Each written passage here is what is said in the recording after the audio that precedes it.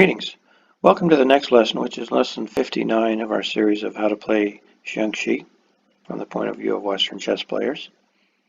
With this lesson, we're going to turn to some combinations, winning a lot of material, and in this case, this king down here is also going to be playing a role. First of all, we'll just kind of make an observation that this is heavily reliant on a discovered check idea. And there's two different configurations to watch for. One is where the chariot and cannon are lined up on the back, and when the chariot moves, then the cannon delivers check, and he's got to do something, so then the chariot is able to capture something that's sitting out loose somewhere. And the other one is where the chariot is on the outside, cannon's on the inside. And this is what's called a detonating mine attack. And Mr. Cheng's book has a cute little story about how that name came about. And since he is a medical doctor, Dr. Cheng in Taiwan, he may have greater insight into this story.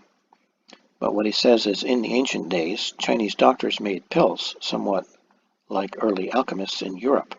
During the process of making pills, there would be rumblings and even occasionally sparks when the herbs and various materials were mixed into cauldrons. This phenomenon was later used to describe this checkmate as the cannon rumbled on, destroying everything in its path. So back to the game. In this position, the cannon comes forward with check. Now observe, if the king comes here, this is checkmate. Also, he cannot move his elephant back because of the face-to-face king roll. So he has to come here.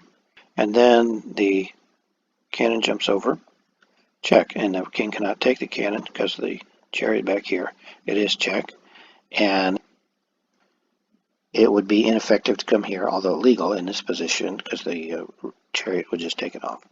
So here he goes back again, cannon jumps back over again, and although this is not check, there is another check in the works here by taking this.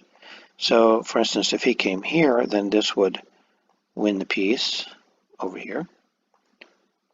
So that wouldn't help much. And so he tries to come here, and here's where check, king has to go back again, and then this check, this is not a check, but it wins the piece, and this cannot retreat, this elephant cannot retreat to take this because of this king back here. So this is a really nice example of how devastating a chariot and cannon can be together. And what looked like, as we started this, looked like a rather safe place around the king where he has all his defenders around there. These things all drop, and black is left defenseless. In our next lesson, which will be lesson 60, we'll be looking at a busier example from a real game of the detonating mine attack.